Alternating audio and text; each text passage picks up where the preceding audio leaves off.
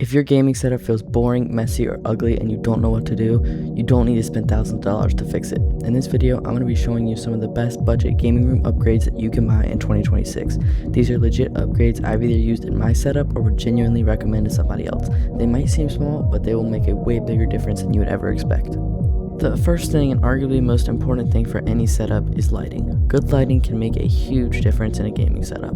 Now obviously I'm not talking about crazy rainbow lights everywhere, those are so ugly. I mean smaller, like more aesthetic lights. For example, I have a Govee RGBIC light strip behind my desk, but to be fair that's really bright, so sometimes I use these puck lights. I got them for like $20 on Amazon and they attach to these magnets. As you can see, I have 3 up here on my floating shelf, but I don't always put them there. Normally I put 2 right here underneath this floating shelf and 1 right here behind my monitor because it gives a really nice soft glow and looks great on these wall panels, which actually brings me into my next point. Wall decor is super important in a setup and makes a huge difference. For me, since my setup is in the spot it is, I don't think posters would look very good.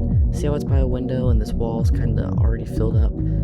So I just went for these 3D panels instead. But generally some other good options are IKEA lag shelves, and I also like the look of the wooden slats that some people use. If I were you, I would take the time to look and measure and see what works best for your setup. Another thing I recommend for decor is floating shelves.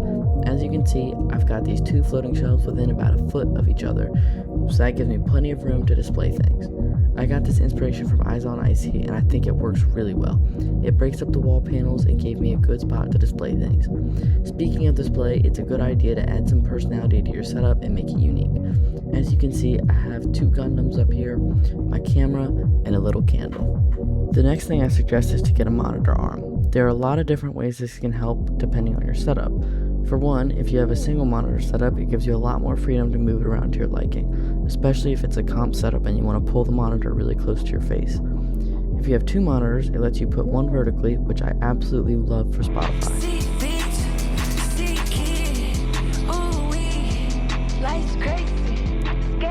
It's also good for Discord, or if you like to stream, it's good for reading your chat. And to go with the monitor arm, I suggest a mic arm. Mine is pretty shitty, but it does the job. If you plan on buying one, I would suggest getting one of the low profile ones. I think they look a lot better than the type that I have. And the last thing I want to talk about is cable management. I'm absolutely not one to talk, but cable management is really important. For me, I just try my best to manage it like on a surface level. As you can see, simple stuff like this like really helps, like with the keyboard and the mic. But for behind your desk, I recommend you get a cable tray. Like I said, I can't really be one to talk, but I know for a fact it makes a really big difference.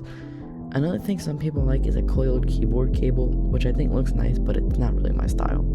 Cable management really helps show that it's always those small little details that people overlook that make such a huge difference.